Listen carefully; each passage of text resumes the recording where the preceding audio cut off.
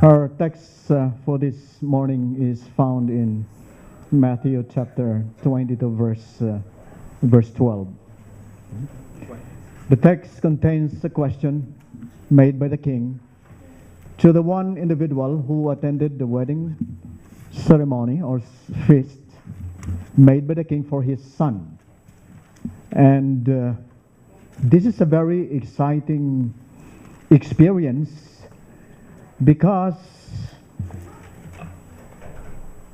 the parable given by Jesus Christ to the Pharisees contains many special loaded messages. There were 3 calls being made. The first call was rejected. The king sent his servants to call those who were bidden to attend the feast, but they ignored. Then there was a second call.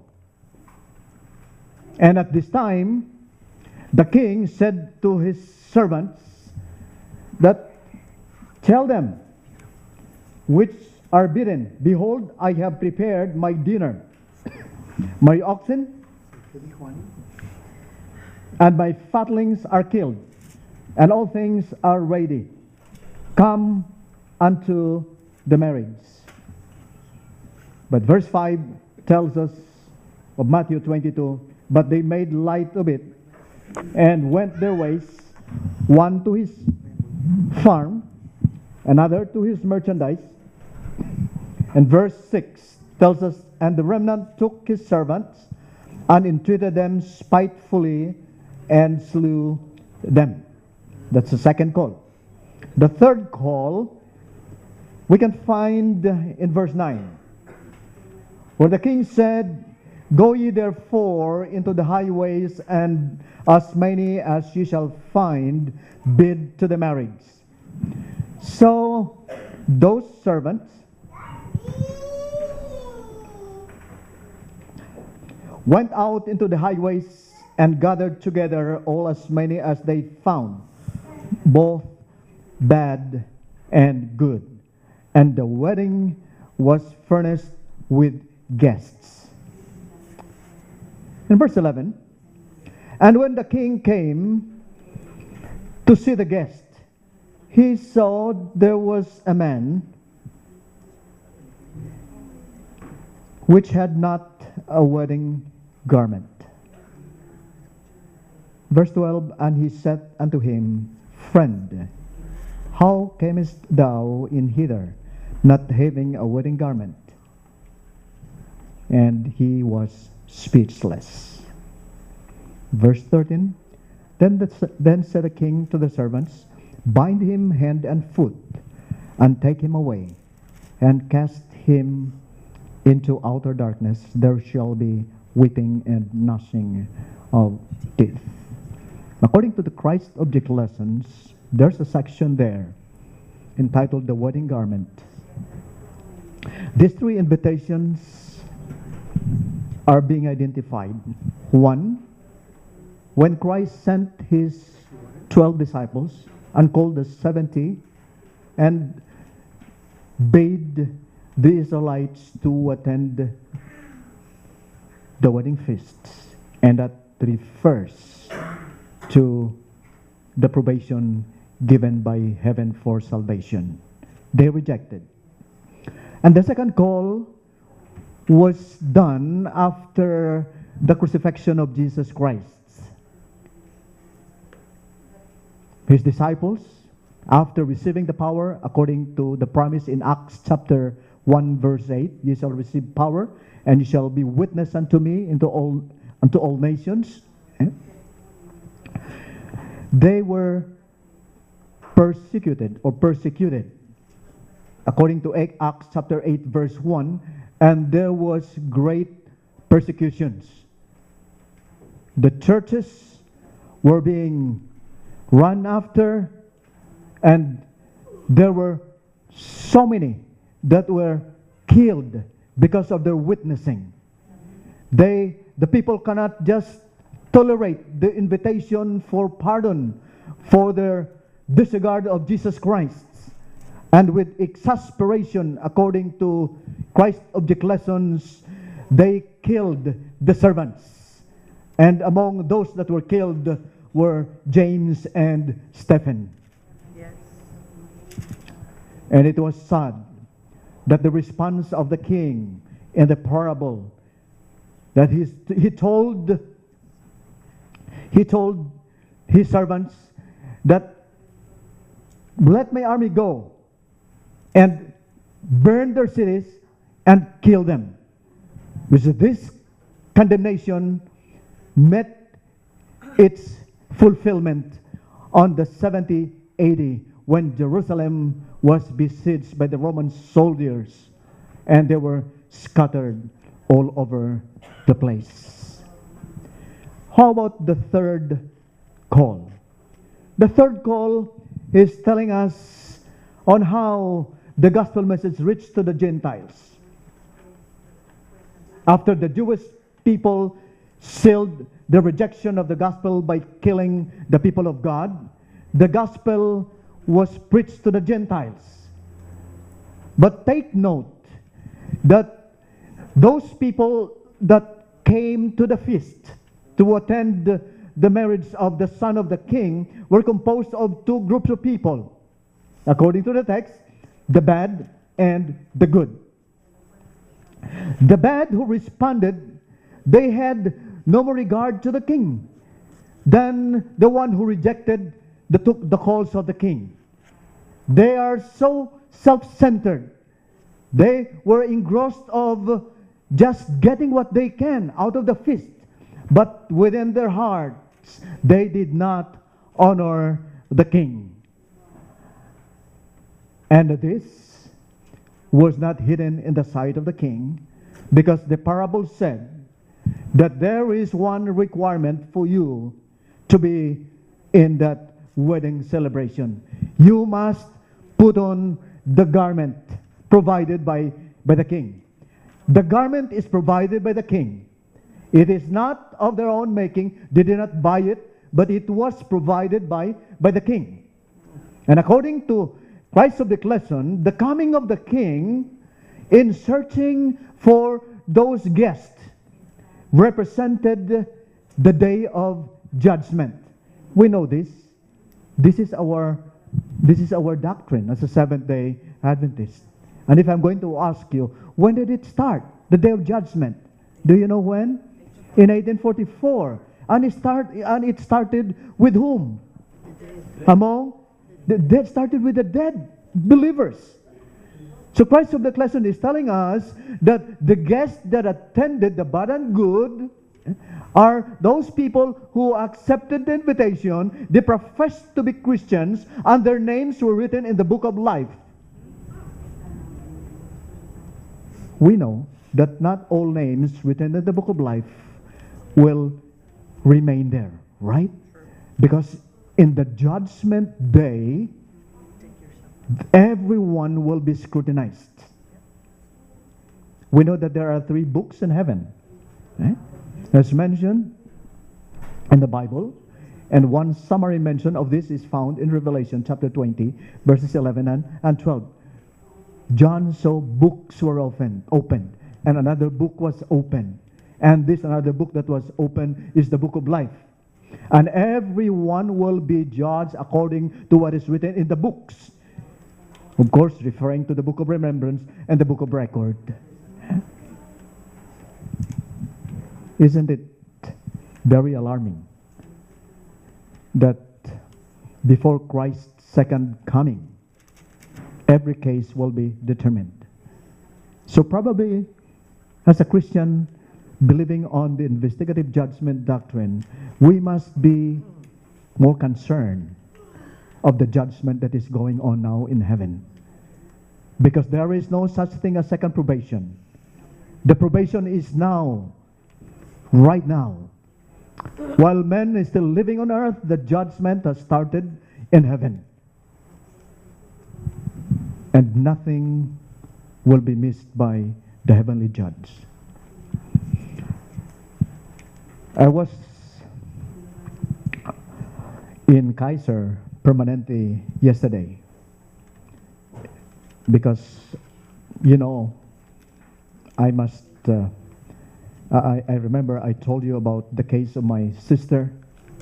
She was operated because of brain aneurysm, and we prayed for her, and the Lord answered our prayer.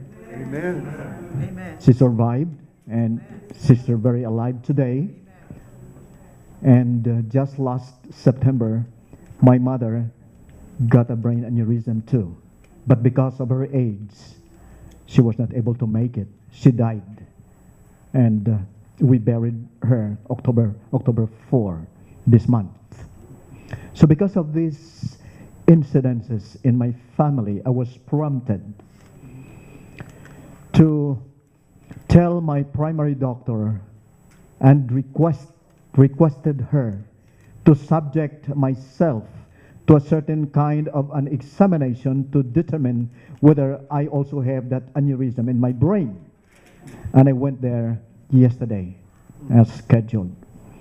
I lay down on that, I know, a table, you know, and there was that instrument, you know, on top of my head. I just closed my eyes. I don't want to see it. Yeah. I got, you know, I had my MRI also when we had our, you know, accident with my wife, and I was pushed inside that that compartment, MRI, yeah, and the doctor, before doing the procedure, the doctor asked me, "Are you having fear with clothes?" Oh, yeah. I said no. But I remember when I was young, I tried to get inside that very small compartment, trying to get the husk of the rice. Okay, and I said, "Oh, this is not good here," and I feel bad. Okay, so could it be a close, you know, a phobia to the closed thing? But I said to my doctor, no, I don't have any fear of a closed thing. So, but I closed my eyes. I closed my eyes. And the one helping me yesterday told me, I'm going to poke your vein because I am going to put the dye inside your blood vessel, you know, to determine the condition of your blood vessels, you know, in your head. And the procedure is the CT scan. Yeah? And he told me that you're gonna feel warm. Yeah. And sure enough, when the dye get into my system, I started to feel warm. Yeah? But he said it will not take more than 5 minutes. It will be gone. Huh? And he told me that 5 days to 7 days, you will know the result. You will know the result. And I'm expecting for the result. I need your prayer too. Yeah? Examination. And I don't know today whose name is under scrutiny in heaven. I would probably read Revelation 20, 11 and 12, just for you to be blessed by the words of this verse. And I saw a great white throne, and him that sat on it, from whose face the earth and the heaven fled away, and there was found no place for them. Verse 12, and I saw the dead, small and great, stand before God, and the books were opened, and another book was opened, which is the book of life. And the dead were judged out of those things which were written in the books of, according to their works. And corresponding to this is the statement in Revelation chapter 22, verse 12. And behold, I come quickly, and my reward is with me, to give every man according as his work shall be. Meaning, before the coming of Jesus Christ, it has been determined already who's going to be who, and to where you will be, and to where I shall be. So today is a solemn time for us, Seventh-day Adventists, because we know that the judgment started in 1844, and we are now 2015. So how long does it exist now? What I mean, the judgment from 1844 to 2016. And take note that in the wedding feast provided by the king, the wedding garment is very important. This is very, very important, because without the wedding garment, we will be excluded from among those that will attend the feast of the king. And what is the wedding garment, by the way? What is the wedding garment? In Revelation chapter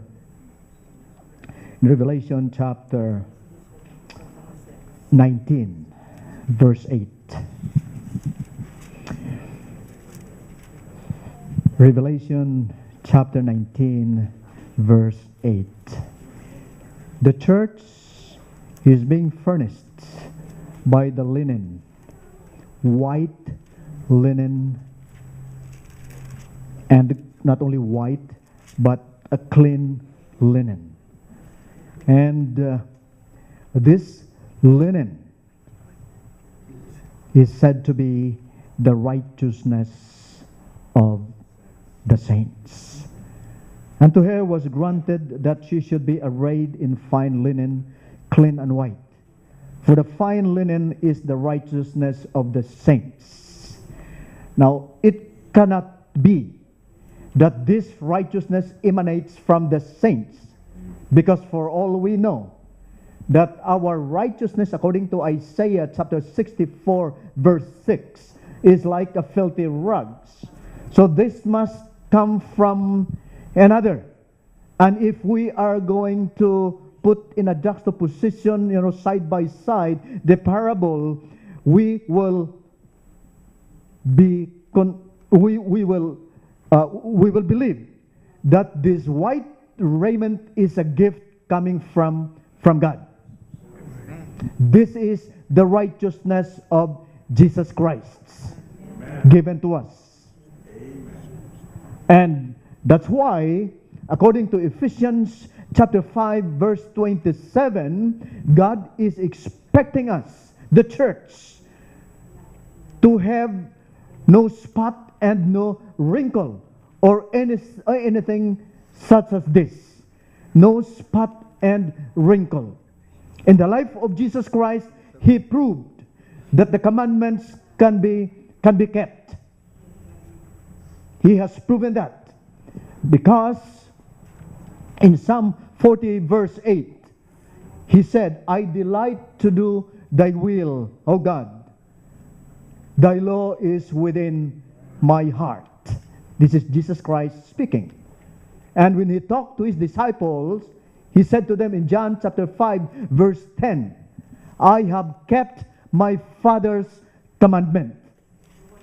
And in the testimony of John, in 1 John chapter 3 verse 5, in Him there is no sin. What is sin? In verse 4 of the same chapter, sin is the transgression of the law of God. So Christ is right when He said, I delight to do Thy will. Thy law is within my heart. And I kept my Father's commandment. He did not transgress any law of His Father. He kept it. He has a perfect keeping of the commandments. So in other words, He's righteous. Steps to Christ give a meaning of righteousness. Righteousness is right doing. He did it all right. Amen. In the first part of the Christ object lesson, Mrs. White made mention about this wedding. This wedding, according to her, is the union of divine and human. So it is only through our union with the divine, our union with Jesus Christ, that will make it possible for us to keep every jot and tittle of the commandments of God. Mrs. White added, there is no cherished sin, no single cherished sin that will be covered by the righteousness of Jesus Christ. And she sounds logical. Why? Because the righteousness of Jesus Christ, when imparted to every believer, who is to be the righteousness of the saints, the robe of the saints, this righteousness will give them the power to obey the commandments of God, right? John chapter 1 verse 12, we are told, and to them that believe in Jesus Christ, to them give he power to become the children of God.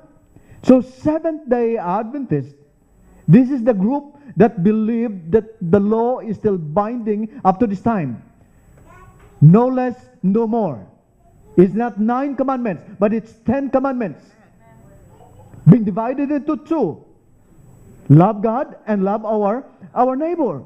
So we believe that in our generation, because we have Christ, we can keep the commandments of God. Because this is what Christ is requiring us. This is what God is requiring us. So what's the use of giving us the power if we still believe that we cannot keep the commandments of God? Right. What's the use of the power He has given us if we cannot keep the commandments of God? And if one of the commandments is being eradicated, being taken out from among the 10, what's the use of Christ's death on the cross? We have to understand that Christ's death on the cross is just a response to the demands of the law. The transgressor must be put to death. We should be put to death. But his death was like a substitute death. He took our iniquity. He became a sinner for us. Because that's the demand of the law. So in other words, Christ of the lesson is telling us, in the life of Jesus Christ, He magnifies the law. And in His death, He make it immutable, meaning to say, cannot be changed. So the law is there. Now, I would like to tell you how this operates. Christ of the Lessons, page 311. When we surrender our soul to Christ, our heart is united with His heart. Our will merges in His will. Our mind is one with His mind. Our thoughts are captivated in Him, and we live His life. This is the meaning of being clothed by the righteousness of Jesus Christ. Amen. Living His life. Amen. So, brothers and sisters, in this sense, I would like to tell you that keeping of the commandment is very important, because this is telling us that we have the robe of righteousness of Jesus Christ. Amen. One of the kings of the East one day make an advertisement. He would like to hire a servant, and 2 applied. And the king said, I have a bucket here and I have a basket. Let's go to the wheel. And he told them, put the basket there and the bucket beside the wheel. You get water from the well. and pour it into the basket. I'll give you your pay for one day, and in the evening, I'm going to come and see how you did it. So the king went, and the two servants, were left, and they started to draw water from the well using that bucket and pour it into the basket. And the other one, who seemed to be very wise and logical, so what's the use of getting water from the well and pouring it into the basket? This is a silly business, he said. And the other one said, but the king paid us to do this, and he knows what he is doing. So let's keep doing it. But the one said, I'm going to leave. So he left. So the other one was just faithful to draw water from the well. And before the afternoon strikes, the well was empty. And he saw a glittering thing down there. And he dropped the bucket and to move this way and that way, and then draw the glittering thing out of the well, and it was a diamond ring. When the king came, he said to the king, I have found this inside the well. And the king said, that belongs to you. I give that to you. You are faithful in the little that I have entrusted to you. I am going to let you sit down beside me and to serve me. Isn't it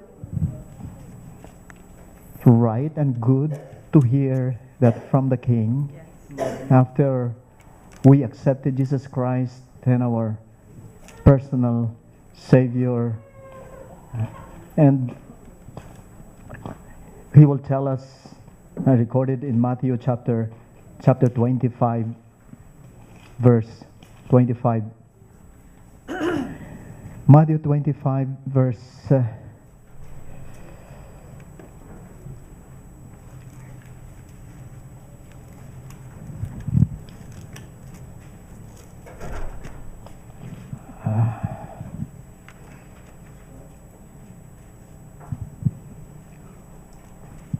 where he said,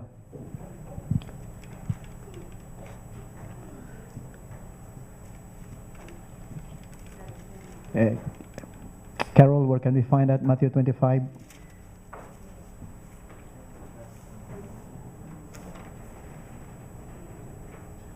Where the king said,